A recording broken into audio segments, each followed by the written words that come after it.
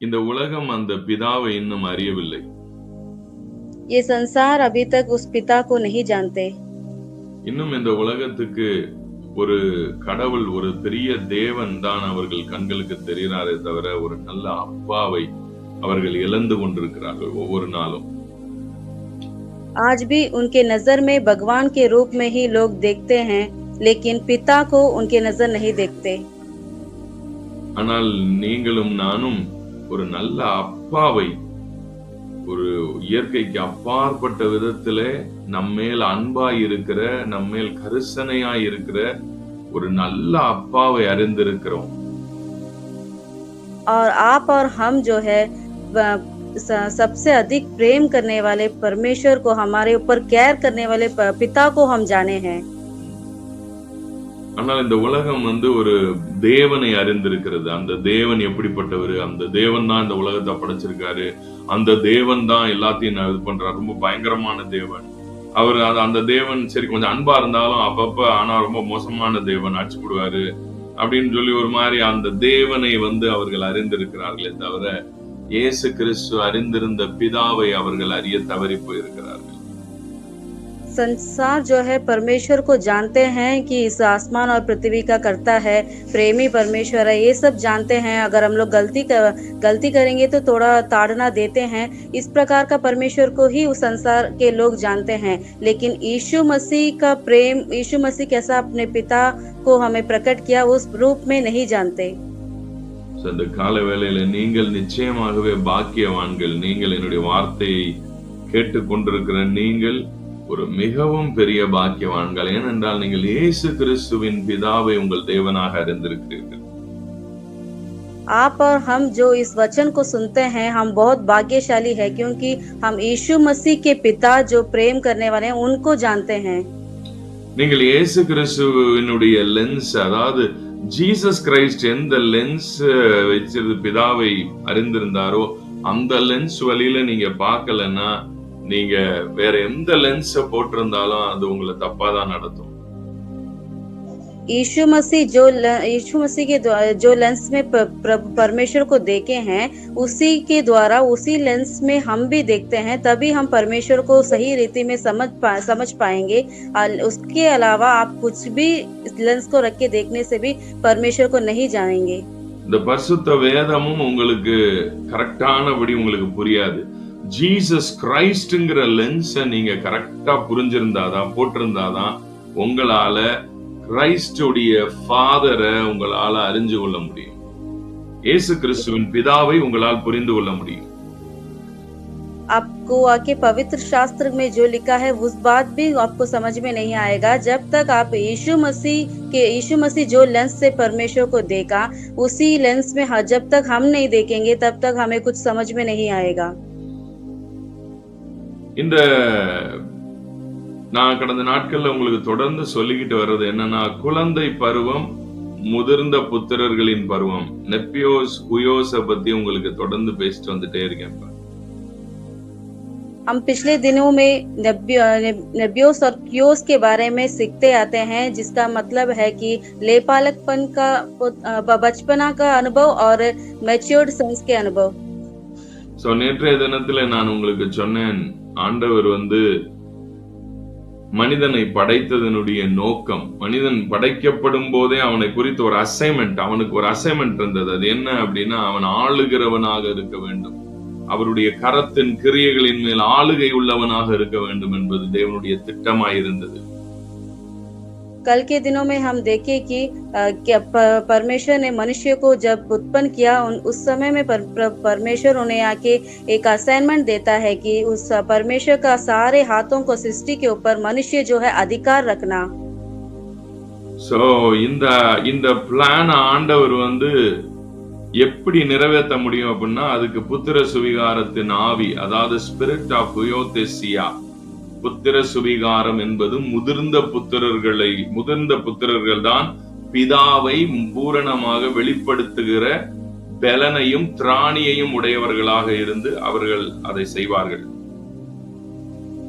और उस चीज को कौन अधिकार कर सकते हैं? जो लेपालकपन की अनुभव में आते हैं, उस स्थिति में आते हैं, जो मैच्योर्ड सन्स, उन्हीं लोग जो है उसको उसके अधिकार कर सकते हैं।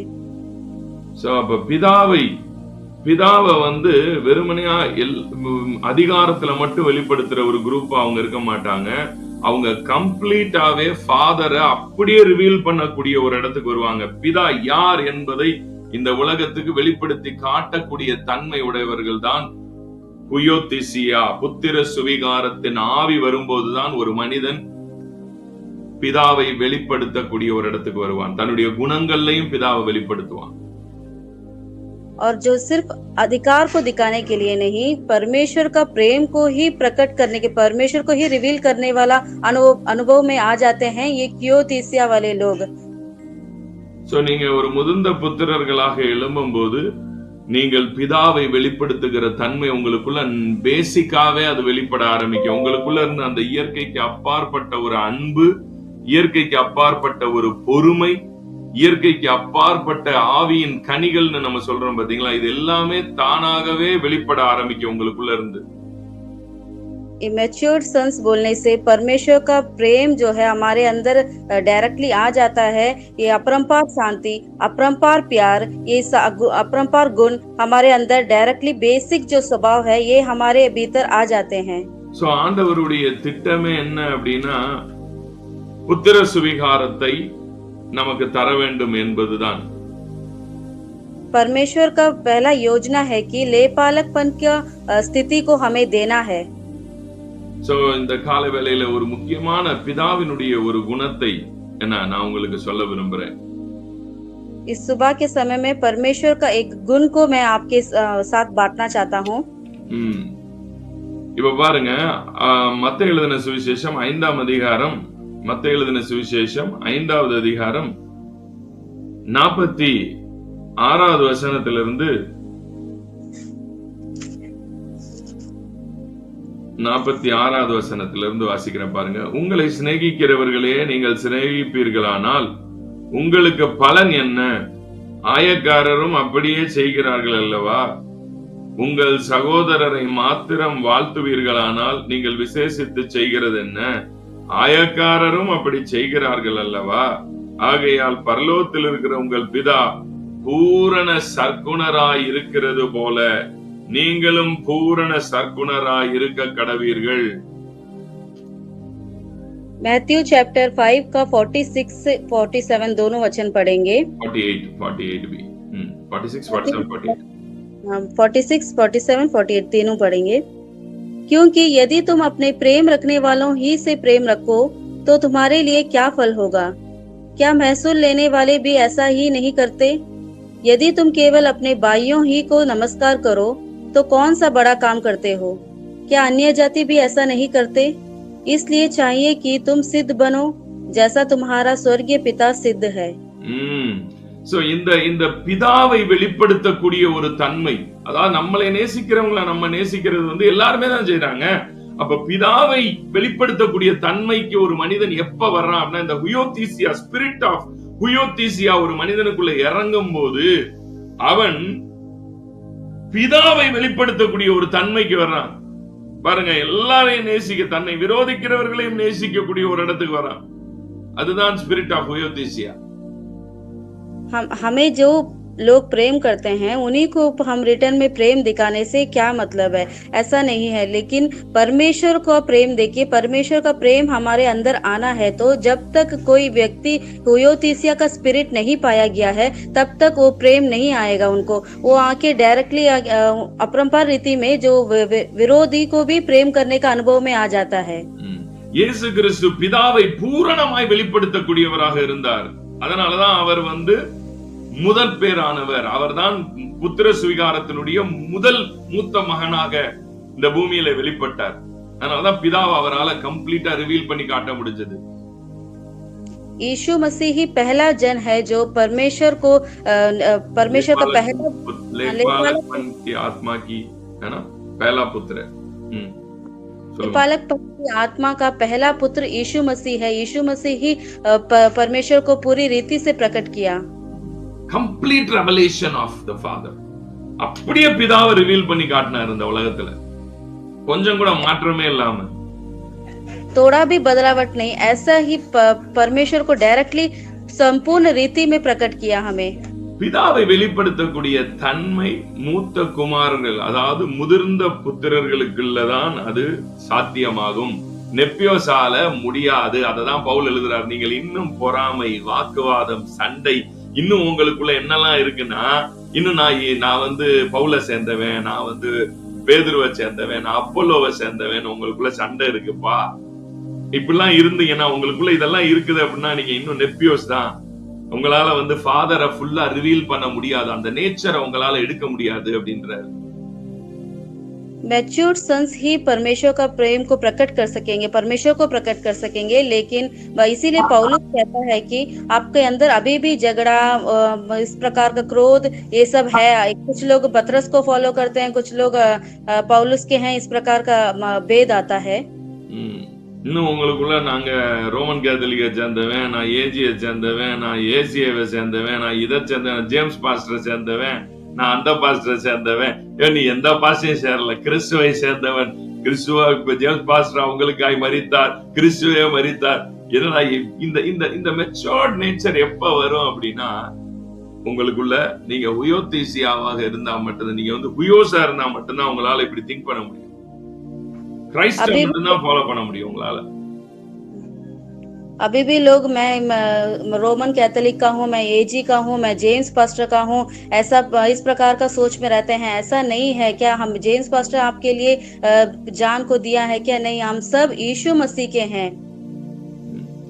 சோ நீங்க ஒரு ஹுயோஸா இருந்தாதான் நீங்க கிரைஸ்ட்ன்ற ஒரு பெரிய ஒரு மேட்டர் எடுத்து அதை கரெக்டா உள்வாங்கி அதுல கரெக்டா ஓட முடியும் உங்களால. இல்லன்னா எதுலயாவது உள்ள போய் சிக்கிக்குவீங்க, இந்த சைல்டு சின்ன பிள்ளைங்க மாதிரி ஆயிடுவீங்க. आप जब हुयोस में रहेंगे तभी यीशु मसीह को सही रीति से समझ के उसको पीछा कर सकेंगे, नहीं उसे बालकपन के जब बालक के समान यहाँ वहाँ भटक जाएंगे। சோ இந்த கால வேளையில உங்களுக்குள்ள அந்த ஹுயோஸுடைய நேச்சர் grow ஆகும். आज सुबह के समय में आपके भीतर हुयोस का अनुभव बढ़ना, ग्रोथ होना है। நீங்கள் பிதாவை வெளிப்படுத்தக்கூடிய அந்த தன்மையை நீங்கள் உள்வாங்கணும் உங்களுக்குள்ள. पिता को रिवील करने का अनुभव आपके भीतर आना है। இங்க பாருங்க வசனம் 44ல மத்தேயு 44 வசனம், நான் உங்களுக்கு சொல்லுகிறேன், உங்கள் சத்துருக்களை சிநேகியுங்கள், உங்களை சபிக்கிறவர்களை ஆசீர்வதியுங்கள், உங்களை பகைக்கிறவர்களுக்கு நன்மை செய்யுங்கள், உங்களை நிந்திக்கிறவர்களுக்காக உங்களை துன்பப்படுத்துவர்களுக்காக ஜெபம் பண்ணுங்கள். இப்படி செய்வதனால் நீங்கள் பரலோகத்தில் இருக்கிற உங்கள் பிதாவுக்கு புத்திரராயிருப்பீர்கள், ஹுயோஸாயிருப்பீர்கள் அப்படின்னு சொல்றாரு. मत्ती चैप्टर 5 का 44 पढ़ेंगे। परंतु मैं तुमसे यह कहता हूँ कि अपने बैरियों से प्रेम रखो और अपने सताने वालों के लिए प्रार्थना करो, जिससे तुम अपने स्वर्गीय पिता की संतान ठहरोगे। நீங்க அப்பதான் ஹுயோஸாக, ஹுயோஸ் revealing the father's heart and father's love, அப்பதான் நம்மாலே பிதாவை வெளிப்படுத்த முடியும். அப்பதான் ஸ்ட்ரென்த்தே வரும், இல்லனா உங்களால அந்த ஸ்ட்ரென்த் இருக்காது. जब हम हुयोस की आत्मा को प्राप्त करेंगे तभी हम पिता की हृदय को, पिता की प्रेम को हम जान पाएंगे, उसको प्रकट करेंगे। இப்ப பாருங்க வசனம் 45, இப்படி செய்வதனால் நீங்கள் பரலோகத்தில் இருக்கிற உங்கள் பிதாவுக்கு புத்திரராய் இருப்பீர்கள்.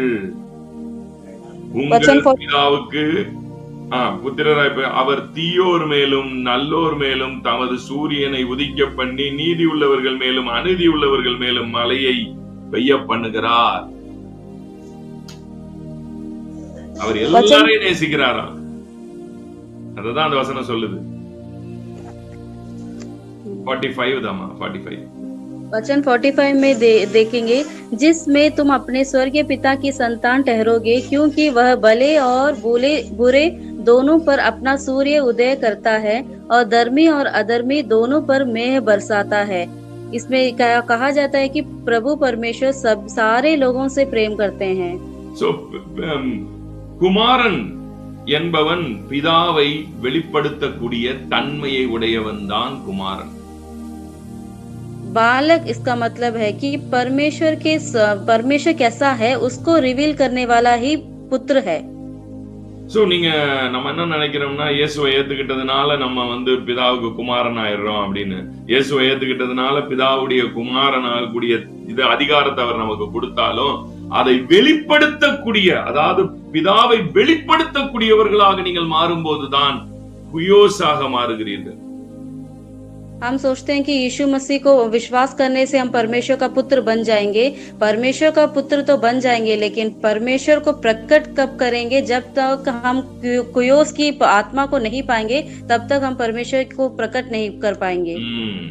சோ பிதாவை வெளிப்படுத்துகிற புத்திரர்கள் தான் முதிர்ந்த குயோஸா இருக்காங்க. வேதம் சொல்லுகிற ரோமர் 8ஆம் அதிகாரத்தில் எழுதப்பட்டிருக்கிறது, சிருஷ்டியானது தேவனுடைய புத்திரர்கள் வெளிப்பட காத்திருக்கிறது. பிதாவை வெளிப்படுத்துகிறவர்கள் தான் புத்திரர்கள். அந்த புத்திரர்கள் வெளிப்பட காத்திருக்கிறார் சிருஷ்டி.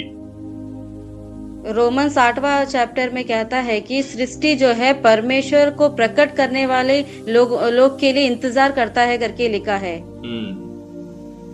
परमेश्वर को पुत्र प्रकट होने के लिए, परमेश्वर के पुत्र प्रकट होने के लिए पूरे सृष्टि भाड़ जो रही है,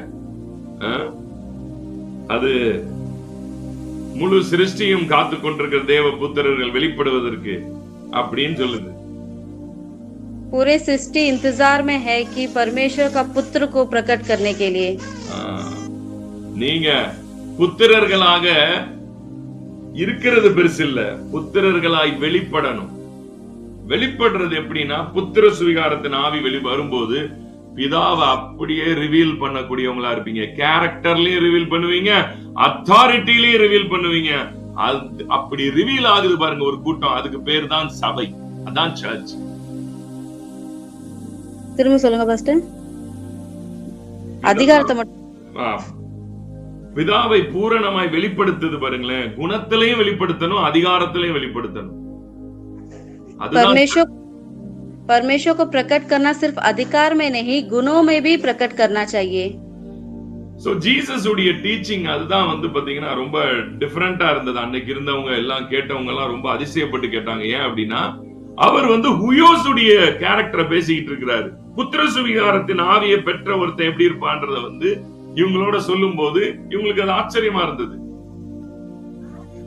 उन दिनों में यीशु मसीह इन्हीं बातों को प्रचार करते थे, इसीलिए उस समय के लोग उनसे कंफ्यूज थे कि यीशु मसीह लेपालकपन की स्थिति को बारे में बताते थे, कुयोस की आत्मा के बारे में प्रचार करते थे.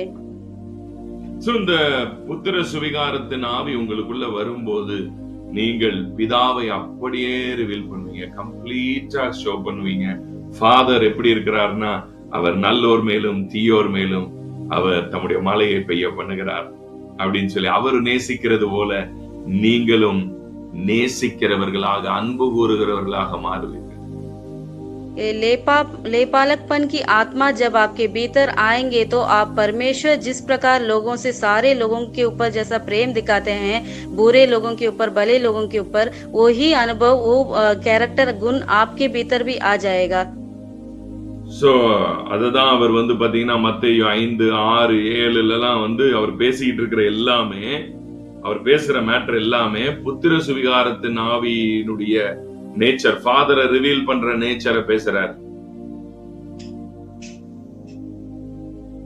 इसी को जो है यीशु मसीह कहते हैं मत्ती चैप्टर 5वां अध्याय, 6वां अध्याय, 7वां अध्याय में लेपालकपन की गुणों को बारे में ही बताते हैं. அவங்க அந்த ஃபாதரை அப்படியே வெளிப்படுத்துவாங்க. பிதாவை வெளிப்படுத்துகிறவர்கள் தான் புத்திரர்கள்.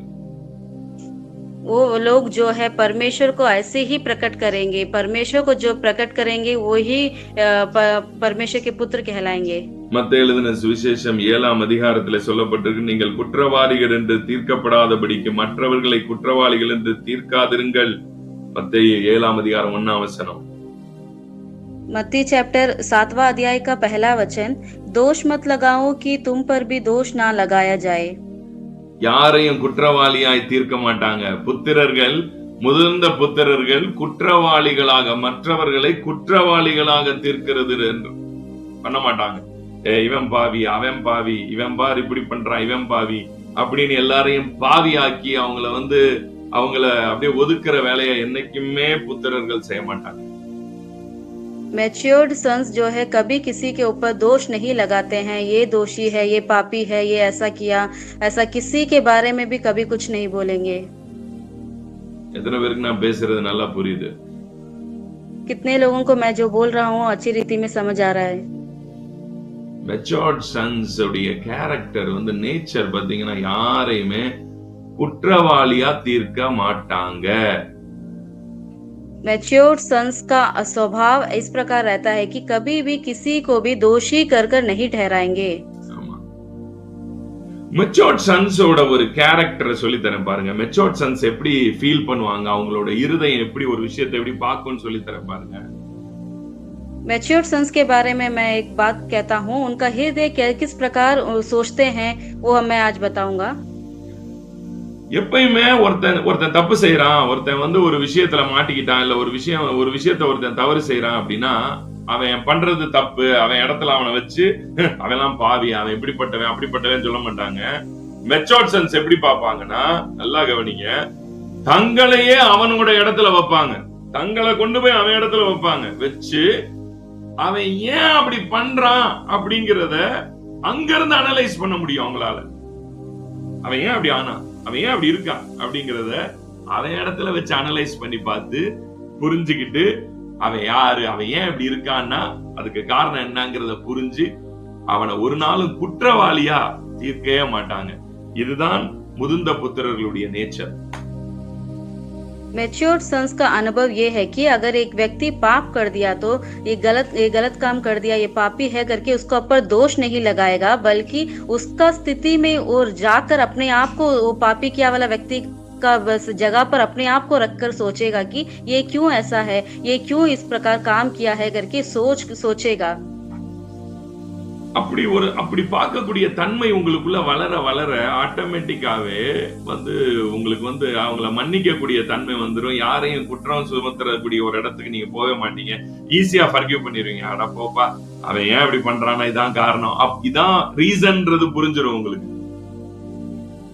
ऐसा अनुभव में आप हर दिन बढ़ते जाएंगे तो आप उनको दोषी नहीं ठहराएंगे, आप सोचेंगे अरे वो छोड़ो, वो उसका जगह में ऐसा था इसीलिए वो ऐसा गलती कर दिया बोल के आप उसको माफ कर देंगे। என்னுடைய லைஃப்ல நான் என்னுடைய அனுபவத்தை சொல்றேன் பாருங்க. எனக்கு என்னை எதிர்த்து நிறைய விஷயங்கள் பேசுறாங்க, சொல்றாங்க அப்படின்றதெல்லாம் எனக்கு காதுக்கு வரும். मेरे जीवन में होता वाला अनुभव को मैं बताता हूँ। मेरे विरोध में बहुत सारे लोग बहुत सारा शब्द कहते हैं, मेरे कान पर सुन पड़ेगा। என்னைக்கு நான் இந்த புத்திர சுவிகாரத்தை குறித்து இந்த விஷயங்கள் எல்லாம் பேச ஆரம்பிச்சேனோ அன்னையில இருந்து என்னை எதிர்க்கிறவங்களுக்கு பஞ்சம் இல்லாம போச்சு. இப்ப जब से मैं लेपालकपन की आत्मा के बारे में कहने लगा और इस प्रकार का टीचिंग में जब मैं करने लगा तो तभी मेरे विरोध में वो लोग उठने लगे। அப்ப இதெல்லாம் நடந்துகிட்டே இருக்கு பாருங்க. ஆனா அவங்களை எல்லாம் எப்படி நம்ம மனசுல அவங்களை எப்படி நம்ம ஹேண்டில் பண்றோம், நான் எப்படி அதை ஹேண்டில் பண்றேன்னா ஒண்ணுதான், அவங்களோட சிச்சுவேஷன்ல போய் என்னைய வச்சு பாக்குறது தான், வேற ஒண்ணுமே இல்லை. அவங்க இடத்துல என்னைய வச்சு பார்ப்பேன், அவங்க ஏன் அப்படி ஃபீல் பண்றாங்கன்றது புரியும் எனக்கு. इस समय में मैं कभी भी उनके दोष नहीं लगाता हूँ, उनकी स्थिति में जाकर मैं सोचूंगा कि वो क्यों इस प्रकार कहते हैं करके। அவங்களோட மனநிலையில இருந்து என்னோட டீச்சிங்கை நானே திருப்பி பார்ப்பேன். அவங்க யாரா இருக்காங்களோ அந்த இடத்துல இருந்து என் டீச்சிங்கை கேட்கிற மாதிரி நான் கேட்பேன். அப்படி கேட்கும் போது அப்பதான் எனக்கு புரியும், ஓஹோ இப்படி புரிஞ்சுக்கிட்டு இப்படி தப்பா புரிஞ்சிருக்கிற ஒருத்தனுக்கு இந்த செய்தியை கேட்டா எப்படி வலிக்கும் அப்படிங்கிறது எனக்கு புரியும். मैं उनकी जगह पर रहकर उनके हृदय का सोच कैसा है, उन लोग कैसा एक वचन को ले लेते हैं, समझते हैं, उसको मैं पहले अनुभव करूंगा। वहां पर उनकी स्थिति पर रहकर मेरा टीचिंग को मैं ही खुद सुनूंगा तो मुझे लगेगा कि मैं इस लोग तो वचन को इस प्रकार समझे हैं तो मेरा बात उन्हें कैसा समझेंगे, इसीलिए उन लोग मेरा विरोध में आते हैं करके मैं समझ लूंगा। அந்த இது புரிய வரும்போது அப்ப ஈஸி ஆயிடும் எனக்கு. நான் அவங்க மேல குற்ற சுமத்தவோ இல்ல அவங்கள போட்டு நம்ம வருத்தப்படுத்தவோ அவசியமே கிடையாது. இல்ல அவங்கள நான் புரிஞ்சுக்கிடுவேன். சரி, உங்களுடைய பிரச்சனை இதுதான்றது ஈஸியா புரியும். இதுதான் ஒரு முதிர்ந்த புத்திரர்களுக்கான ஒரு அனுபவம் பாருங்க. நீங்க எப்பயுமே உங்க இடத்துல இருந்தே உங்களை புரிஞ்சுக்காம அவங்க இடத்துல இருந்து உங்களை புரியக்கூடிய தன்மை வரும் உங்களுக்கு. அப்போ தெரிஞ்சுக்கங்க, யூ ஆர் பிகமிங் மெச்சூர்ட்.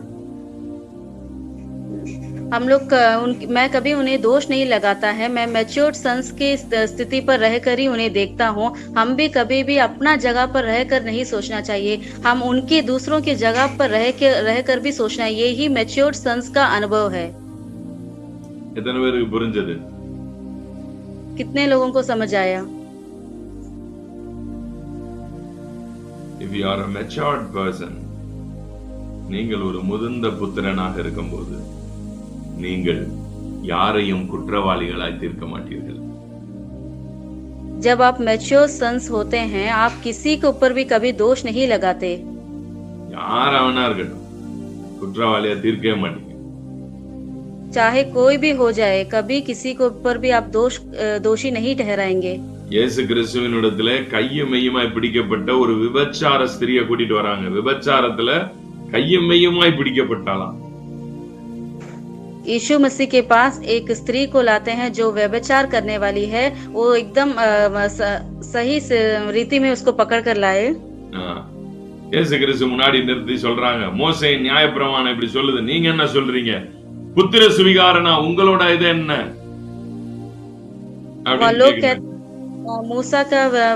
मूसा के विषय में, मूसा का टाइम में जो लॉ था उसके बारे में बताते हैं। आप जो कहते हैं लेपालकपन की पुत्र का अनुभव, आत्मा का अनुभव, तो उसके रीति में आप क्या कहते हैं करके यीशु मसीह से लोग आके पूछते हैं। நீங்க என்ன சொல்றீங்க அப்படின்னே இயேசு சொல்றார், உங்களில் குற்றம் செய்யாதவன் எவனோ அவன் முதலில் கல்லெறிய கடவன். यीशु मसीह उन्हें देखकर कहता है कि आप में से जो लोग पाप नहीं करे वो पहला पत्थर को उठाएगा। அங்க இருந்தவங்க எல்லாரும் கல்ல தூக்கி போட்டு போயிட்டாங்களாம். वहाँ जितने लोग थे सारे लोग पत्थर फेंक कर चले गए। இயேசு சொன்னார், நானும் உன்னை குற்றவாளியாய் தீர்க்கல. यीशु मसीह उस स्त्री को देखकर कहता है कि मैं भी तुझे दोषी करके नहीं ठहराएगा। போ, இனி பாவம் செய்யாதே. जाओ और दोबारा पाप मत करो। சோ எனக்கு அருமையான தேவ பிள்ளைகளே, நல்லா புரிஞ்சுக்கங்க.